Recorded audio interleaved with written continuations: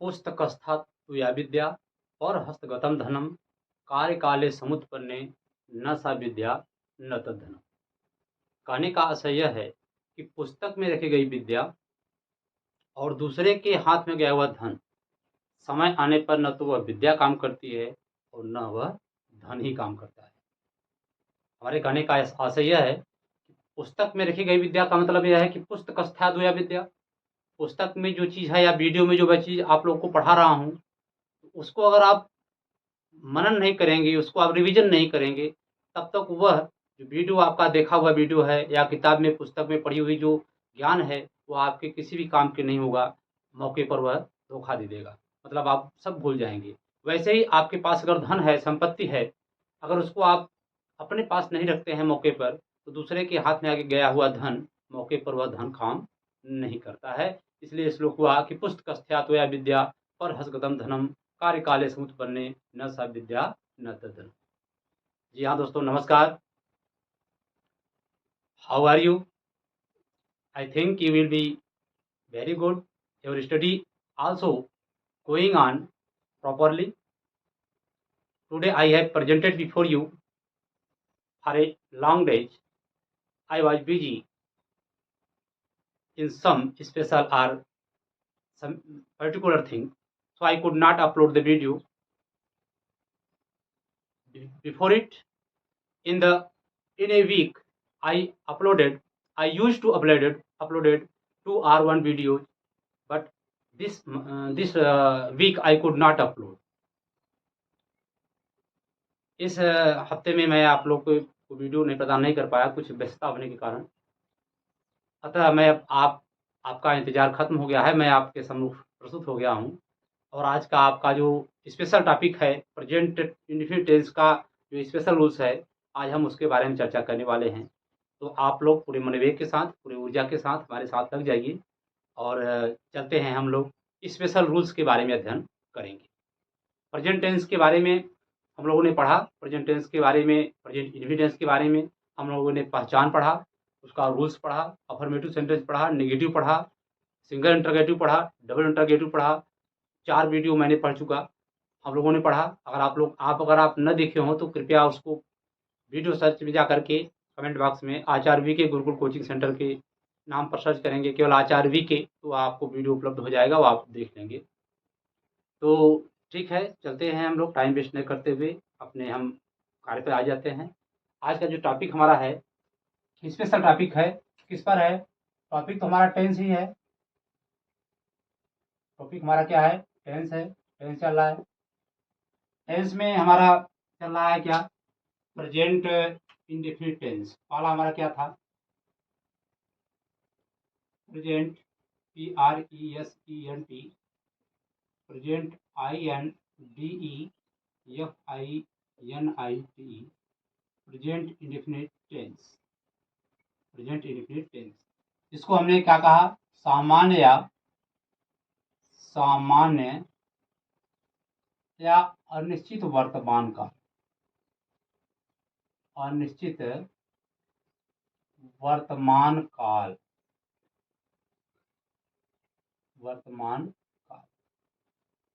आप लोग को रिकॉल करेंगे और आप लोग देखते होंगे रिलेवेंट वीडियो में, आप देखेंगे प्रीवियस में तो आप पाएंगे। हमने बताया था प्रेजेंट इंडेफिनिट टेंस को क्या कहते हैं? हम सिंपल टेंस भी कहते हैं। हमने इस चीज़ को चर्चा किया था। अगर आप थोड़ा सा गौर करेंगे तो आप कहेंगे जी सर आपने पढ़ाया है। प्रेजेंट इंडेफिनिट टेंस को हम सिंपल प्रेजेंट भी कहते हैं। तो इसके बारे में हम लोगों ने क्या पढ़ा? हम लोगों ने पढ़ा क्या? इसके बारे में हम लोगों ने पॉजिटिव पढ़ा, पहले हमने पहचान पढ़ा, इसका आइडेंटिफिकेशन पढ़ा होगा हम लोगों ने। पहचान पढ़ा, आइडेंटिफिकेशन हम लोगों ने पढ़ा। आइडेंटिफिकेशन, इसको हम पहचान कहते हैं। वाक्यों के अंत में ता है, ती है, ते हैं आदि शब्द आता है, इस सब के बारे में पढ़ा हमने। पहचान, पहला पॉइंट हम लोगों ने पहचान पढ़ा। दूसरा हमने फिर क्या पढ़ा? अफर्मेटिव, AFFIRMATIVE, अफर्मेटिव या पॉजिटिव सेंटेंस, अफर्मेटिव या पॉजिटिव सेंटेंस,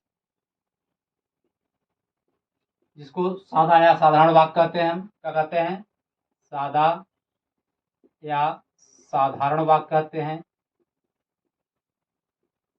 यह भी हम लोगों ने पढ़ लिया। क्या नियम था कि ही सी इट व्यंग्य बचे एक वचनकर्ता के साथ मुख्य क्रिया की फर्स्ट फॉर्म में एस या एस का प्रयोग कर देते हैं। ठीक, और आई वी दे यू तथा बहुवचनकर्ताओं के साथ हम मुख्य क्रिया वैसी की वैसी अर्थात फर्स्ट फॉर्म रख देते हैं। कहने का मतलब एस या एस नहीं लगाते हैं। और मैंने ओरल में रूल्स बताया था कि तातेती वाली क्रियाओं के साथ हूं का अनुवाद नहीं करते हैं। ये सब मैंने बताया अफर्मेटिव सेंटेंस में। फिर इसके बाद में तीसरा पॉइंट हम लोग ने पढ़ा, क्या पढ़ा? निगेटिव सेंटेंस, यानी GATIV। निगेटिव सेंटेंस में हम लोगों ने पढ़ा नकारात्मक वाक्य। नकारात्मक वाक्य, ठीक है, हम लोगों ने पढ़ा नकारात्मक वाक्य पढ़ा, जिसमें हमने कहा कि अगर वाक्य नेगेटिव हो जाता है, अगर वाक्य नकारात्मक हो जाता है तो क्या करेंगे? हम डज नॉट और डू नॉट का प्रयोग करेंगे। कहाँ does not do not? He see it एवं सिमिलर सब्जेक्ट साथ डज नॉट का प्रयोग करेंगे और प्लूरल सब्जेक्ट साथ क्या करेंगे? हम डू नॉट का प्रयोग करेंगे। और किसी के साथ भी क्रिया के साथ हम एस या एस का प्रयोग नहीं करेंगे। इसमें हमने थोड़ा सा स्पेशल रूल्स बताया था निगेटिव में ही कि अगर वाक्य में नेभर आ जाता है, हमने स्पेशल बताया था, अगर वाक्य में नेभर, नेभर मतलब कभी नहीं, नेभर मतलब कभी नहीं, थोड़ा सा गौर करिएगा आप लोग, कभी नहीं, ये जो मैंने बताया था कभी नहीं, अगर वाक्य में कभी नहीं आ जाता है तो क्या करेंगे? नेभर का प्रयोग करेंगे।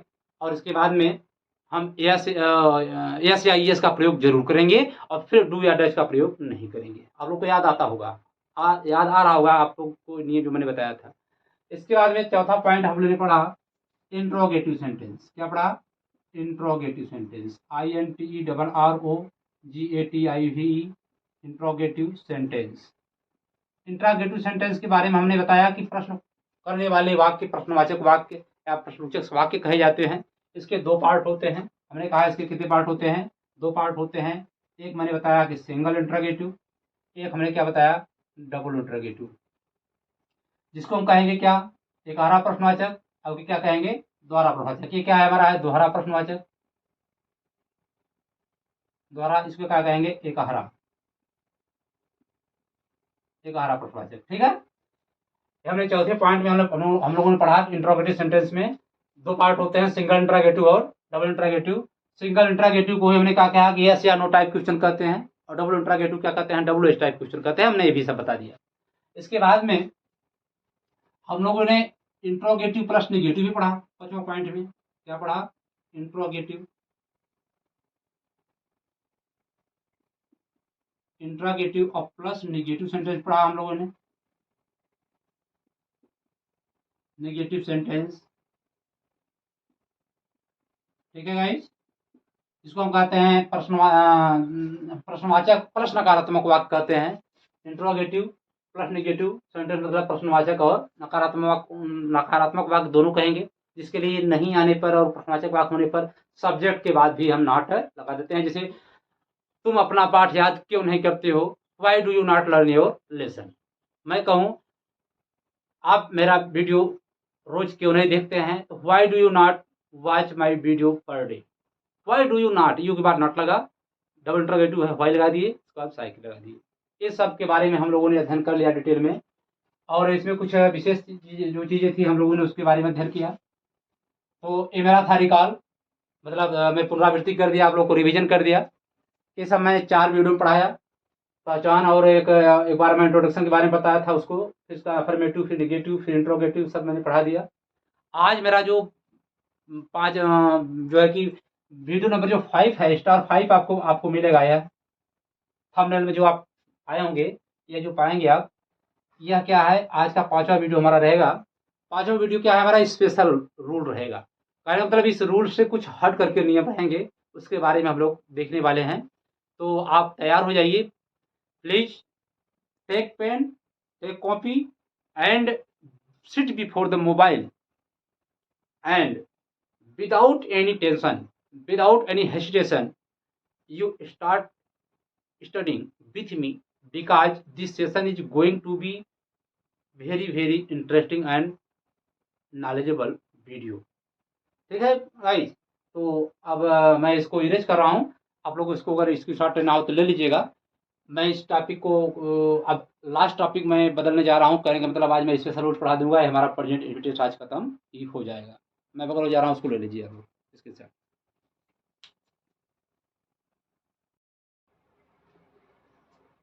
हाँ दोस्तों, अगर वाक्य में कौन या किसने आए, क्या आ जाए? यदि वाक्य में, ये मेरा स्पेशल रूल है, SPECIAL, स्पेशल रूल्स में हम लोग अध्ययन करने वाले हैं। क्या? कि यदि, पहला है पॉइंट, यदि वाक्य में, यदि वाक्य में कौन, कौन या किसने, यदि वाक्य में कौन या किसने आए तो, आए तो, ठीक है। यदि वाक्य में कौन या किसने आए तो इसके लिए थोड़ा सा रूल्स हमारा अलग हो जाएगा। क्या अलग हो जाएगा उसको देखते हैं। तो इसका अगर हम फार्मूला लिखना चाहेंगे तो हमारा पहले क्या बनेगा, पहले हमारा हु लग जाएगा, हु और प्लस रहेगा मेन वर्ब, मेन वर्ब की फर्स्ट फॉर्म रहेगी, और प्लस यस या यस रहेगा, ठीक है। रहेगा कि नहीं? क्या रहेगा इसमें? हु रहेगा, मेन वर्ब की फर्स्ट फॉर्म प्लस या ईएस, और प्लस ऑब्जेक्ट रहेगा, और प्लस शेष रहेगा, या रिमेनिंग कर सकते हैं, इसको हम ऐसे कर सकते हैं, इसको हम स्ट्रक्चर रूप में ऐसे लिख सकते हैं, ठीक। एग्जाम्पल में मैं ले रहा हूं, जैसे तुमको अंग्रेजी, तुमको अंग्रेजी कौन पढ़ाता है,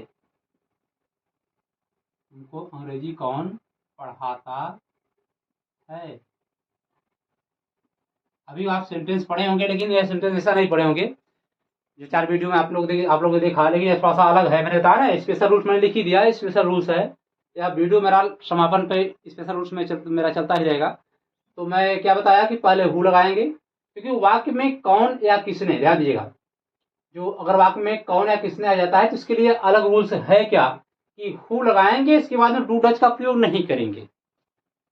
हु लगाएंगे लेकिन डू डच का प्रयोग नहीं करेंगे, बल्कि सिंपल सेंटेंस का प्रयोग करेंगे, अफर्मेटिव सेंटेंस का प्रयोग करेंगे, या हम कर सकते हैं पॉजिटिव सेंटेंस का प्रयोग करेंगे, यस या यस का प्रयोग करेंगे। देखिए कैसे करते हैं, देखिए। अब तुम्हें अंग्रेजी या तुमको अंग्रेजी कौन पढ़ाता है, यहाँ पर लगाएंगे हु। वाक्य पढ़ने से, वाक्य को देखने से मालूम पड़ता है कि तुमको अंग्रेजी कौन पढ़ाता है। कोई एक पर्सन होगा जो पढ़ा रहा होगा, जो पढ़ा रहा होगा वह पर्सन कोई एक ही होगा, तो एक वचन माना जाएगा, इसलिए एस आई एस प्रयोग कर देंगे। अगर तुम्हें अंग्रेजी कौन लोग पढ़ाते हैं अगर हो जाएगा तो उसमें एस आई एस नहीं लगेगा, ठीक है। तो मैं पहले इसको बना देता हूँ, तुमको अंग्रेजी कौन पढ़ाता है, तो हु टीच, ठीक है, TEACH, टीच माना होता है पढ़ाना। अब इसी में ES लग जाएगा, क्योंकि मैंने बताया था कि जिसके अंत में SH CH X ये सब आता है, क्या करते हैं वहां पर, हम वहां पर क्या करेंगे, ES लगा देते हैं। हाँ, तो who teaches you, who teaches you English, ENGLISH, तुम्हें अंग्रेजी कौन पढ़ाता है। इसी चीज को हम ऐसे भी लिख सकते हैं, are who teaches, TEACHES, who teaches English, who teaches English, तो इसके बाद में टू यू लगाना पड़ेगा। इसके बारे में हम लोग ने चर्चा कर लिया था। क्या चर्चा किया था कि ऑब्जेक्ट अगर दो रहते हैं, एक डायरेक्ट ऑब्जेक्ट, एक इनडायरेक्ट ऑब्जेक्ट, मतलब क्या की प्रश्न करने पर जो आता है उसको क्या कहेंगे, डायरेक्ट ऑब्जेक्ट। मतलब कोई वस्तु हो वह डायरेक्ट ऑब्जेक्ट रहता है। अब जो कोई प्रोनाउन रहेगा तो वह क्या रहेगा, किसको लगाने से निकलता है। तो यहाँ पर इसे किसको वाली बात है तो तुम्हें, और क्या है वाली बात है तो इंग्लिश है, ठीक है। ऑब्जेक्ट दो प्रकार के होते हैं। अब यह जो हु हमारा वाक्य क्या है, हु हमारा जो वर्ड है यह बड़ा ही स्पेशल रूल्स है। देखिएगा, तुम्हें अंग्रेजी कौन पढ़ाता है, तुमको अंग्रेजी कौन पढ़ाता है, ठीक है।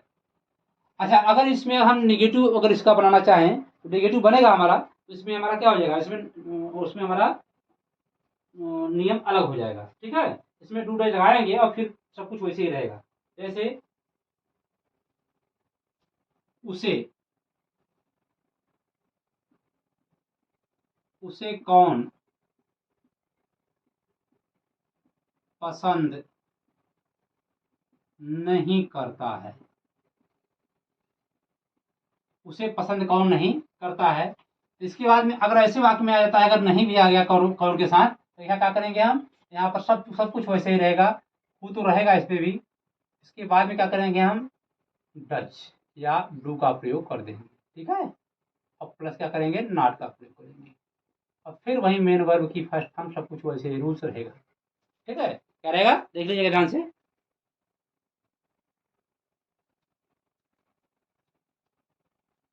मेन वर्ब रहेगा और अदर वर्ड जो है कि यहाँ पर क्वेश्चन मार्क ये सब रहेगा, ठीक है। ऐसे भी हम कर सकते हैं। ऐसे एग्जाम्पल बना रहा हूँ, उसे कौन पसंद नहीं करता है, जिसका होगा who does not, who does not like him. अगर हम पुल्लिंग मानते हैं तो हिम लगाएंगे, स्त्रीलिंग मानते हैं तो क्या लगाएंगे, हर मानेंगे, क्योंकि उसे का अर्थ दोनों आ रहा है, लड़का भी है और लड़की भी है। तो उसे कौन पसंद नहीं करता है या उसे पसंद कौन नहीं करता है, तो who does not like him या हु डज नॉट लाइक हर। अगर तुम्हें पसंद कौन नहीं करता है तो who does not like you. मुझे पसंद कौन नहीं करता है, who does not like me. इस तरह से वाक्य बनेंगे। तो हमारा जो कौन वाला वाक्य है, इस तरह से वाक्य बनेगा। तुमको हिंदी कौन पढ़ाता है, हु टीचेज यू हिंदी। तुमको गाली कौन देता है, हु एब्यूजेज यू। ठीक, इस तरह से वाक्य हमारे बनते रहेंगे। आप उसको ध्यान से लिखिएगा, उसको नोट डाउन करिएगा, बहुत ही इंपॉर्टेंट टॉपिक मेरा चल रहा है, ठीक है। इसके बाद में एक आध दो एग्जाम्पल मैं और ले रहा हूँ, देखिए। जैसे तुम्हें गाली कौन देता है, तुम्हें गाली कौन देता है। अब हु लगेगा इसमें भी, हु अब यहाँ लगेगा एब्यूज, माने गाली देना होता है, ABUSE, यहाँ लगा देंगे हु एब्यूजेज यू। तुम्हें गाली कौन देता है, तुम्हारी सहायता कौन करता है, हु हेल्प्स यू। तुमसे कौन बात नहीं करता है, who does not talk to you. कक्षा में कौन लड़का शोरगुल करता है, which boy make noise in the class. मेरे वीडियो को कौन नहीं देखता है, who does not watch my video. इस तरह से वाक्य जो हु हमारा है स्पेशल रूल्स है, ये हमारा वाक्य एक स्पेशल क्लियर हो गया। तो आप इसको स्क्रीनशॉट ले लीजिए। इसके बाद में मैं फिर नेक्स्ट बताने वाला हूँ, ठीक है।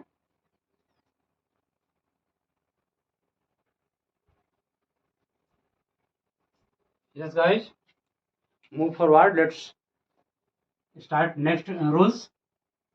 जो हमारा अगला रूल्स है, यदि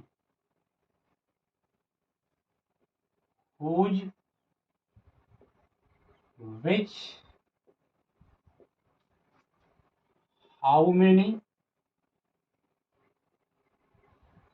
how much, आए तो,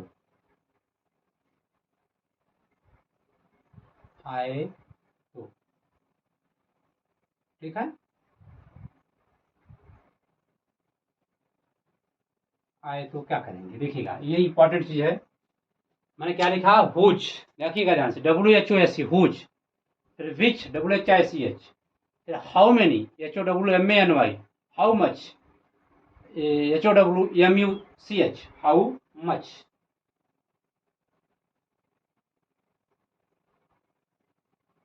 ठीक है।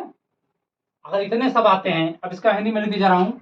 हुज मैंने होता है किसका, हुज मैंने क्या होता है, किसका या किसकी, किसका या किसकी। कंफ्यूज मत होइएगा, चाहे किसका कही चाहे किसकी, हमें किसकी लग गया, किसका लग गया। विच मीन्स होता है कौन सा, कौन सी, कौन सा या कौन सी। हाउ मेनी मीन्स होता है कितने, यह संख्यावाचक होता है, क्या रहता है, संख्यावाचक। हाउ मच में होता है कितना,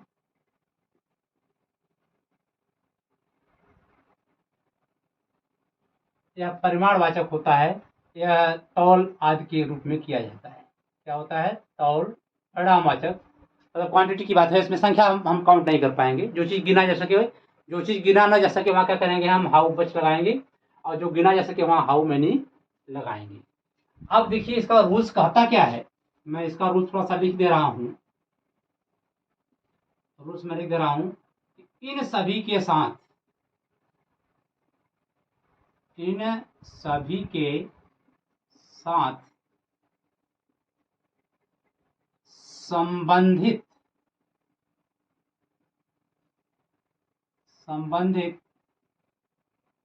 नाउन्स, ठीक है, संबंधित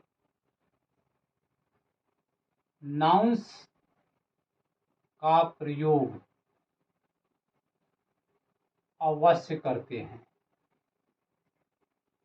अवश्य करते हैं। कहने क्या मतलब, इन सभी के साथ संबंधित नाउन्स के प्रयोग अवश्य करते हैं, या इन सभी के बाद संबंधित नाउन्स का प्रयोग अवश्य करते हैं ना, इन सभी के साथ संबंधित नाउन्स का प्रयोग अवश्य करते हैं, और फिर डू या डज का प्रयोग करते हैं। ठीक है, मैं इतना मौखिक बोल दे रहा हूं। कैसे, अब एग्जाम्पल के द्वारा स्पष्ट होगा जैसे कैसे हो रहा है। मैं एग्जाम्पल ले रहा हूं, जैसे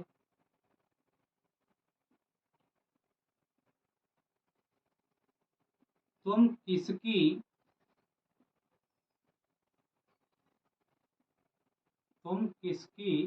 पुस्तक पढ़ते हो। अब यहाँ देखिए किसकी की बात आ रहा है, किसकी, देखिए प्रश्न ही कर रहा है वही, ठीक है। ये आने पर वाक्य में क्या करेंगे, हम हुज का प्रयोग करेंगे, तो इसके बाद में तुरंत हम लगा देंगे क्या, नाउन। नाउन इसमें क्या है, जो हमारा ऑब्जेक्ट है वही नाउन के रूप में कार्य कर रहा है इसमें। तो तुम किसकी किताब पढ़ते हो, किसकी किसकी पुस्तक पढ़ते हो, हुज बुक।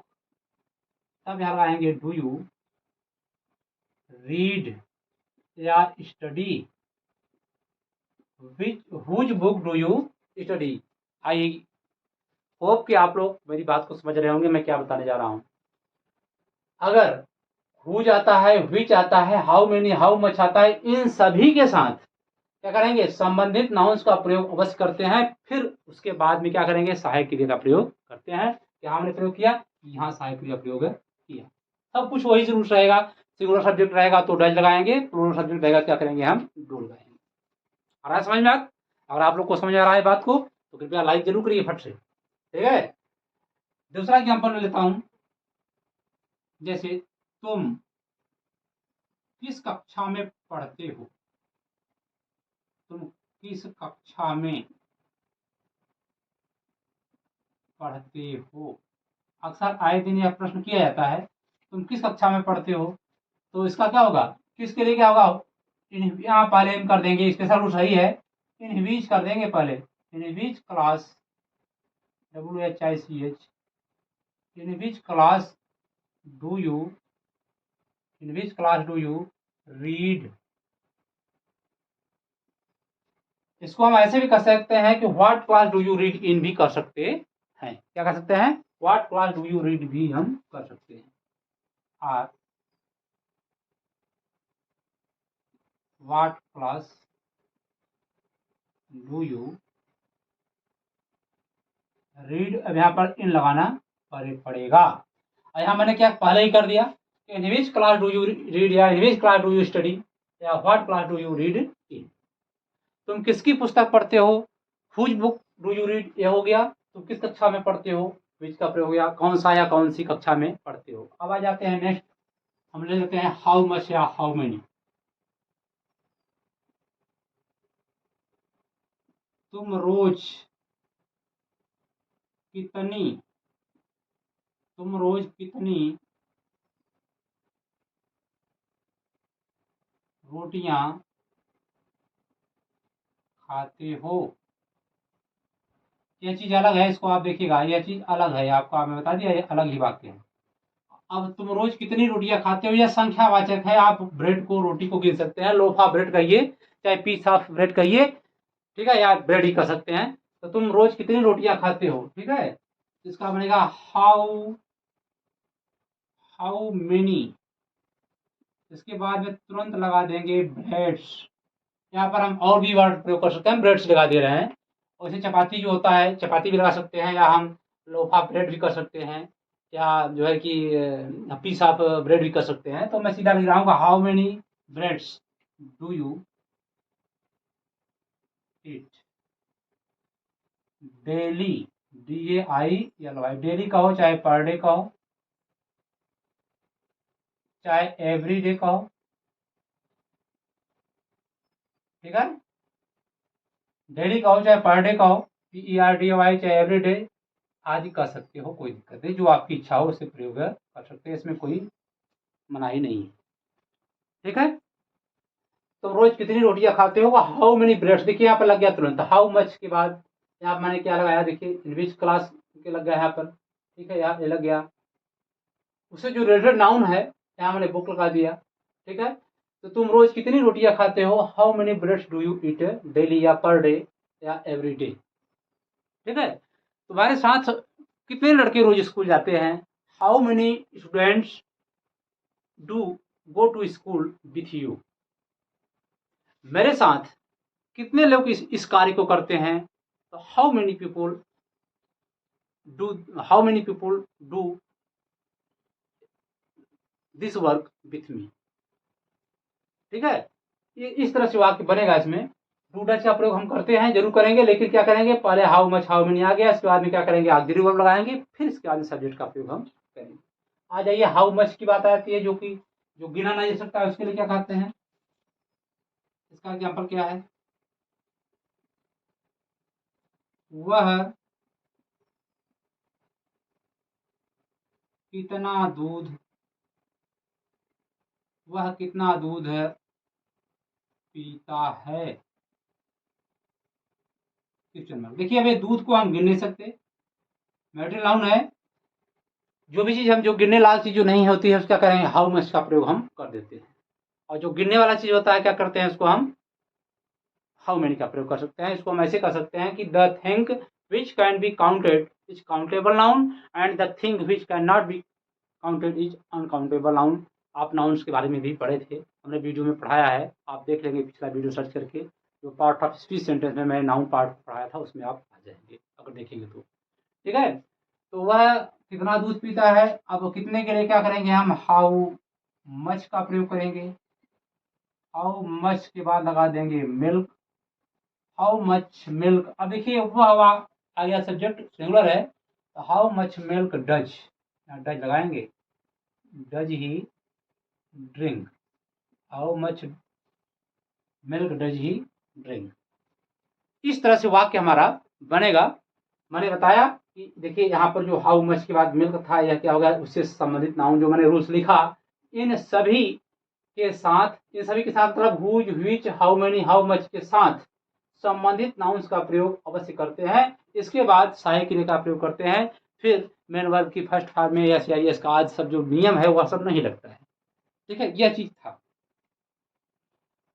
और स्पेशल रूल्स में मैंने बता दिया था, तो आपको लोग को बता दिया मैंने, नेगेटिव सेंटेंस से कौवा काला होता है, ताहिर के आता है फिर भी और रूल्स नहीं लगता है, क्योंकि वह नेचुरल चीज है, द क्रो इज ब्लैक, दूध सफेद होता है, मिल्क इज व्हाइट, इस तरह से वाक्य हमने बताया था कि उसमें ई जय मार लगता है, जबकि इस टेंस में जय मार का प्रयोग नहीं लगता है।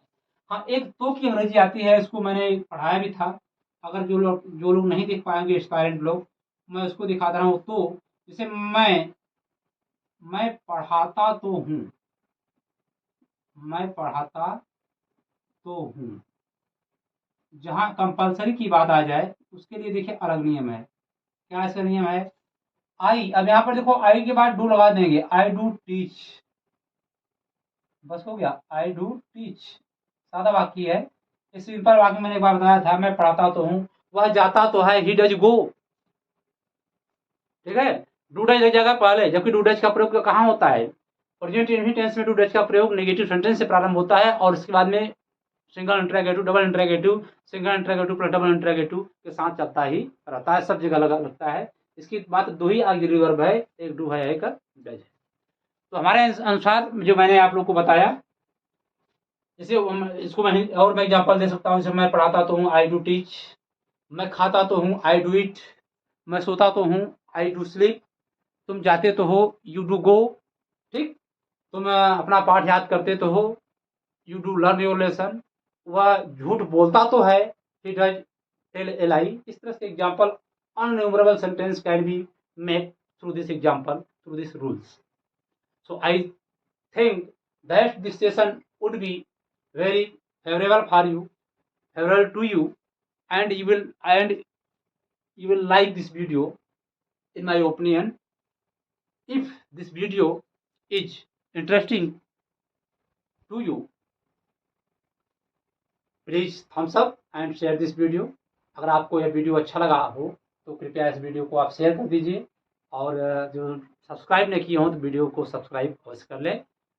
तब हम इस सेशन के बाद हम दूसरा नंबर पढ़ने वाले हैं, हमारा रहेगा प्रेजेंट कंटीन्यूअस टेंस। उसके बारे में पढ़ेंगे। हम लोगों ने मैंने इस वीडियो को 5 पार्ट में पढ़ाया आप लोगों को अलग अलग ढंग से। अब मैं कंटीन्यूअस टेंस को पढ़ाने वाला हूँ, उसको पढ़ाऊँगा, और तब तक आप इंतजार करिए। स्वस्थ रहिए, मस्त रहिए, पढ़ते लिखते रहिए और अपने उद्देश्य में लगे रहिए। इन्हीं सभी शुभकामना के साथ मैं आज का वीडियो समाप्त करता हूँ। तब तक के लिए जय हिंद।